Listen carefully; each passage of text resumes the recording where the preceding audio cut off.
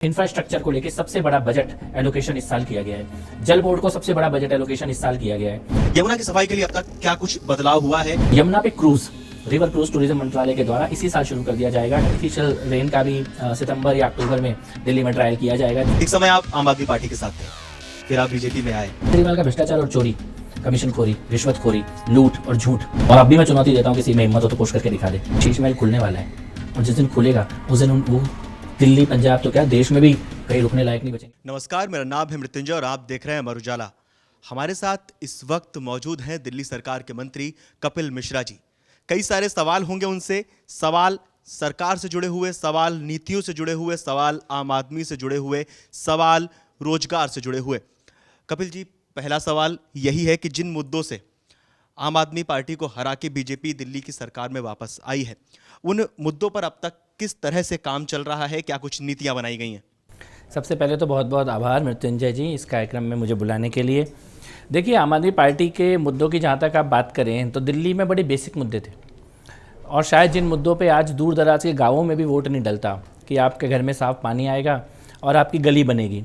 ऐसे मुद्दों पे दिल्ली का चुनाव हुआ क्योंकि दिल्ली की दुर्गति पिछले 10 साल में केजरीवाल गैंग ने कर दी थी, और इसके कारण लोग केवल पानी आ जाए, सड़क बन जाए, गड्ढा ना हो, इन मुद्दों पे दिल्ली का चुनाव हुआ। देश की राजधानी की इतनी दुर्गति होनी ही नहीं चाहिए थी।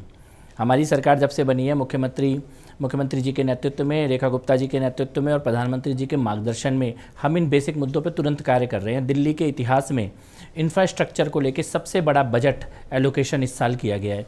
जल बोर्ड को सबसे बड़ा बजट एलोकेशन इस साल किया गया है। पानी की लाइन ठीक करना, सीवर ठीक करना, नालों की सफाई होना, सड़कों के गड्ढे भरना।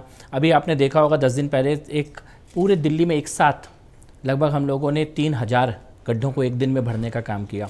लेकिन सड़कों में 3000 गड्ढे थे, ये अपने आप में दिल्ली जैसे राजधानी में इस प्रकार की कुव्यवस्था होना अपने आप में बहुत ही पीड़ादायक है। तो पहली बार दिल्ली में सालों के बाद लोग देख रहे हैं कि नाले के अंदर मशीन जा रही है और नाले की सफाई कर रही है। इस बार अगर आप बारिश देखें तो पूरी बारिश के बावजूद भी जल भराव आधे घंटे 45 मिनट और उतनी देर में पानी निकल जाता है। और अगले साल हम इसको और इम्प्रूव करेंगे। मिंटो ब्रिज, जहाँ पे हर बार आप डूबे हुए वाहन मीडिया में दिखाए जाते थे, इस बार प्रभु की कृपा से और हमारे इंजीनियर्स की टीम के कामों के कारण इस बार वैसी की व्यवस्था देखने को नहीं मिली है। तो बेसिक मुद्दों पे हम लोग काम कर रहे हैं। आयुष्मान योजना रोक दी गई थी, उसको दिल्ली में पहली कैबिनेट मीटिंग में लागू किया गया है। 70 साल से ऊपर के जितने भी दिल्ली के नागरिक हैं, किसी भी वर्ग के हों, वय वंदन योजना उनके लिए लागू की गई है। डीटीसी की ईवी बसेस बंद पड़ी थी, चलाई नहीं जा रही थी। आज आप सड़कों पे देख रहे हैं छोटी वाली देवी बस चारों तरफ दिल्ली में दिखाई देने लग गई है। यमुना की सफाई के लिए प्रयास शुरू कर दिए गए हैं। कला एवं संस्कृति में, पर्यटन में, इस प्रकार के विषय, जैसे लेबर का एक आपको मैं रिफॉर्म बताऊं, दिल्ली में महिलाओं को शाम को 9 बजे के बाद काम करने की परमिशन नहीं थी। अभी मुख्यमंत्री जी के नेतृत्व में हमारे लेबर मंत्रालय ने 24 घंटे, अगर पुरुष काम कर सकते हो तो महिला भी काम कर सकती है अगर वो चाहे तो। इसका रिफॉर्म हमने किया है। दिल्ली की मार्केट्स रात को भी खुल सकती हैं, उसके लिए रिफॉर्म हमने किया है। ईज़ ऑफ डूइंग बिजनेस का जो पूरा इनिशिएटिव होता है, इसमें हमने लाइसेंस की प्रक्रिया से होटल में, रेस्टोरेंट में, बार्स में पुलिस को बाहर कर दिया है। तो हर चीज़ को सरल किया जा रहा है, सहज किया जा रहा है। जनता जिस प्रकार की सरकार चाहती है वैसी सरकार जो उपस्थित हो, इस प्रकार की सरकार दिल्ली को देने का प्रयास है। एक सवाल और सी मुद्दों से जुड़ा हुआ, यमुना का एक बहुत बड़ा मुद्दा दिल्ली विधानसभा चुनाव के टाइम दिखा। मैंने खुद दिल्ली विधानसभा चुनाव जब चल रहा था तो मैंने कवर किया है इलेक्शन, वहाँ की सीटें कवर की हैं, गया हूँ, लोगों से मिला हूँ। यमुना का एक बहुत बड़ा मुद्दा था। छठ पूजा के टाइम उसको और ज़्यादा वो सामने आया, किस तरह से यमुना को देखा गया, झाग किस तरह से उसमें बने हुए थे, पूजा में कितनी दिक्कतें आ रही थी। यमुना की सफाई के लिए अब तक क्या कुछ बदलाव हुआ है? किस तरह से उसकी योजनाएं बनाई गई हैं? बीजेपी सरकार, दिल्ली सरकार उस पर किस तरह से काम कर रही है? क्योंकि कनेक्ट किया गया था वो जब चुनाव चल रहे थे, एक एजेंडे में शामिल था। देखिए, यमुना मैया हम सबकी आस्था का केंद्र है, और छठ पूजा यमुना के किनारे जब बंद हुई तो दिल्ली को एक आघात लगा कि ये ऐसा कौन सा दौर आ गया है कि हम छठी मैया की पूजा भी यमुना के किनारे नहीं कर सकते हैं। और उस वक्त जो पिछले मुख्यमंत्री अरविंद केजरीवाल ने जो बोला वो बहुत ही भद्दा था। उन्होंने ये कहा कि यमुना की सफाई करने का कोई वोट नहीं मिलता। ये कहना लोगों को चुभा। ये एक तरह से उन्होंने अपमानित किया, छठी मैया की पूजा करने वाले लोगों को भी अपमानित किया और यमुना मैया में आस्था रखने वाले लोगों को भी अपमानित किया। हमारी सरकार का जो संकल्प है उसको आप इस भाव से समझ सकते हैं कि कैबिनेट ने शपथ लेने के बाद पूरी कैबिनेट मुख्यमंत्री जी के नेतृत्व में सबसे पहले यमुना मैया के तट पे गई है। अगर आपको याद हो तो जिस दिन शपथ ग्रहण हुआ है उस दिन शाम को हम सब ने यमुना आरती की है और वहीं से ये संकल्प सामने रखा कि ये सरकार जो है ये यमुना मैया को सहज, सरल, निर्मल और अविरल बनाने का प्रयास निश्चित तौर पे करेगी।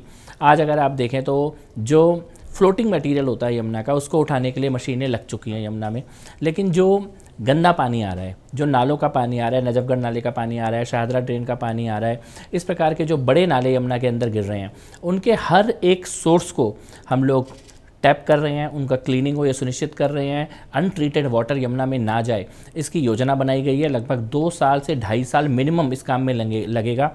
स्वयं गृह मंत्री जी हर महीने इसका रिव्यू कर रहे हैं। यमुना में एक भी अनट्रीटेड बूंद पानी की ना जाए, ट्रीट होने के बाद ही जो पानी वो यमुना में जाए, इसको संकल्प के साथ हमारी सरकार पूरा करने जा रही है। सीवेज ट्रीटमेंट प्लांट लगाए जा रहे हैं। उसके साथ साथ जो यमुना का हिस्सा अपस्ट्रीम ऑफ वजीराबाद, जहाँ पे यमुना में अभी स्वच्छ निर्मल जल है, वहाँ पर भी लोगों को लाने का प्रयास। अगर आप देखें तो इस बार जो योगा दिवस हुआ, इसमें मुख्यमंत्री जी और हम सब लोगों ने योगा का कार्यक्रम यमुना पे किया। योगा विद यमुना, यमुना संग योग का कार्यक्रम, जिसको प्रधानमंत्री जी ने अपने मन की बात में भी उसको सराहा। तो लोगों को यमुना के तट पर ले जाने का प्रयास भी हम लोग कर रहे हैं। छठी मैया की पूजा यमुना के तट पर इस बार सुनिश्चित हो, इसके लिए भी हम लोग योजना बना रहे हैं।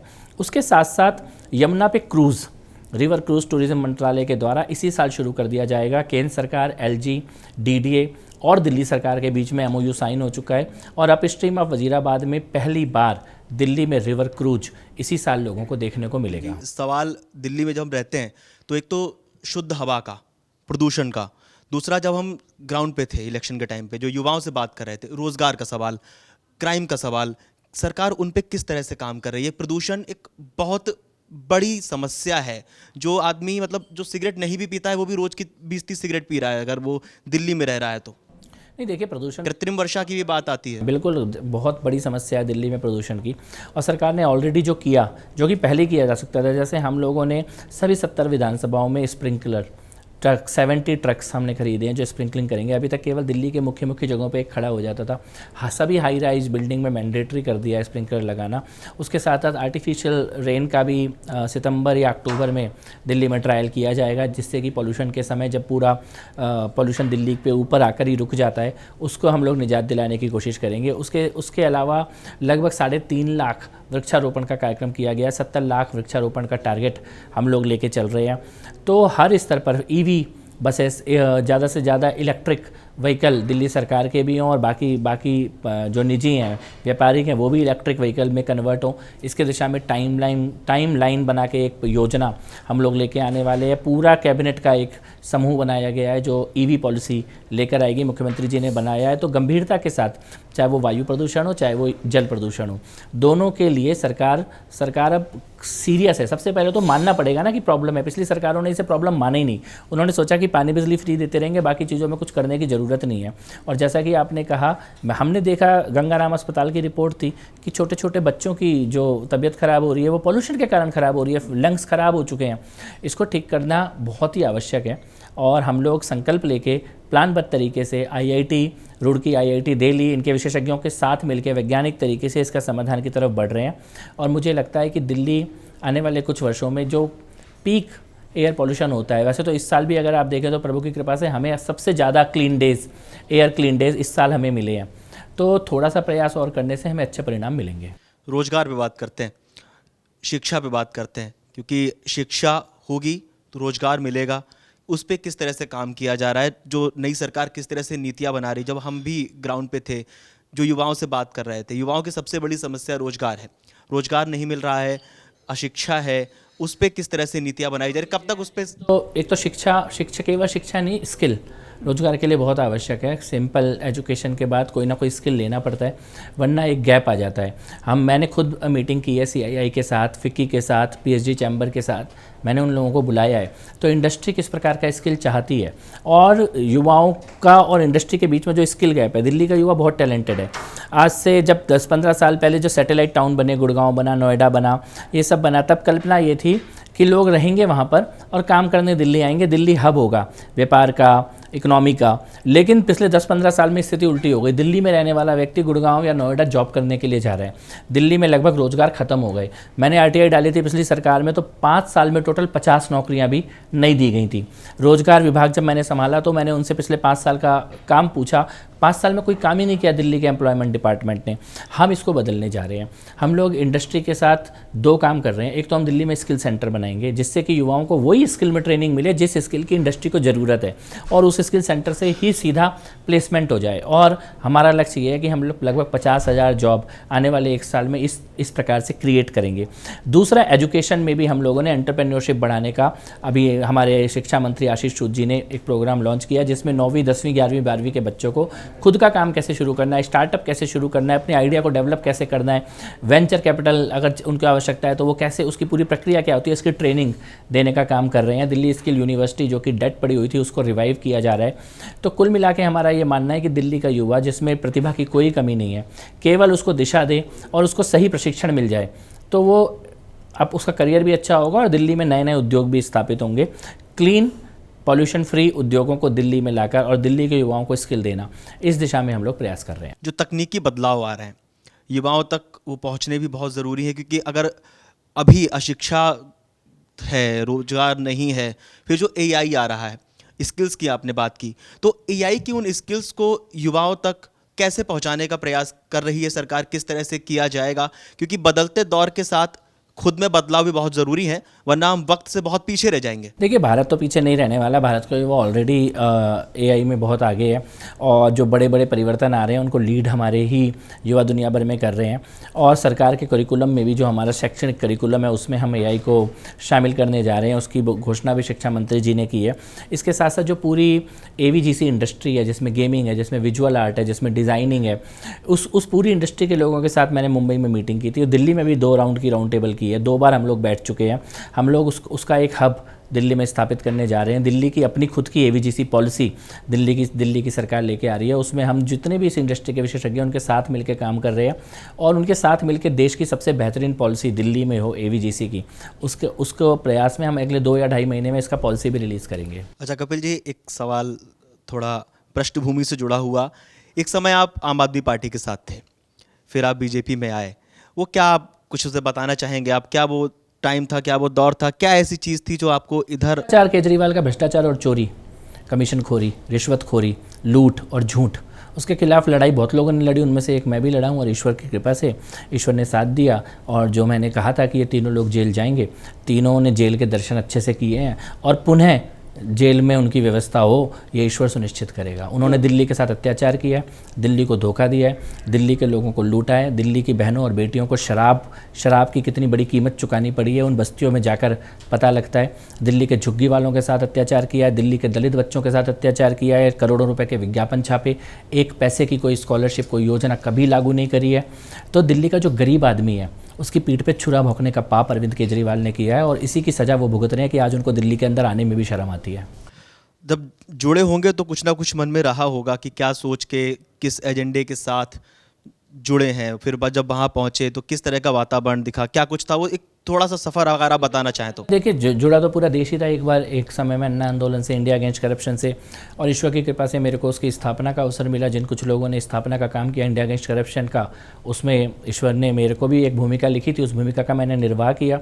लेकिन जब ये देखा कि वहाँ पर भी इसी प्रकार का रिश्वतखोरी चल रहा है जिससे लड़ने के लिए आए थे, उसी प्रकार का तुष्टिकरण चल रहा है, और जिन लोगों का नाम लिख के कि इनको राजनीति से हटाएंगे, ये संकल्प लेके आप राजनीति में आए थे, जब उन्हीं के हाथों में, उन्हीं के पैरों में बैठे हुए अरविंद केजरीवाल और संजय सिंह जैसे लोग दिखाई देने लगे, तो मेरे जैसे हज़ारों युवाओं ने वहाँ पर अपनी आवाज़ उठाई है।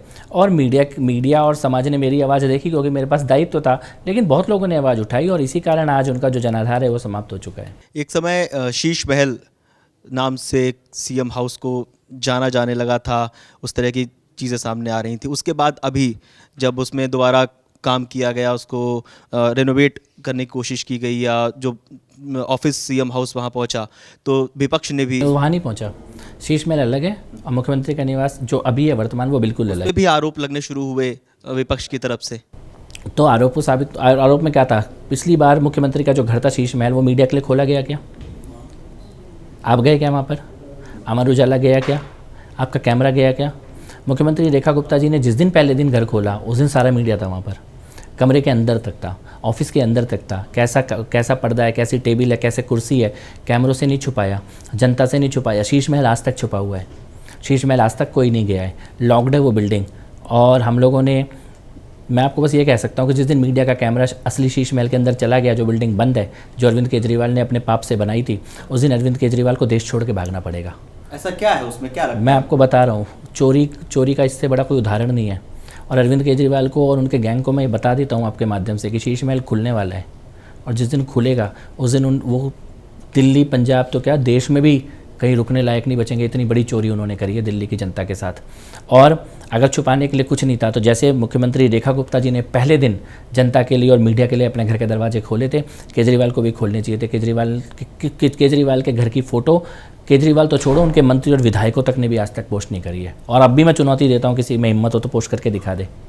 आपने खुद पंजाब का जिक्र किया, पंजाब को लेके क्या चल रहा है, क्या सोचा जा रहा है अभी तक? नहीं, पंजाब वही करने को तैयार है जो दिल्ली ने किया है। जो दिल्ली ने किया है वही पंजाब करेगा, और थोड़ा और ज़ोर से करेगा।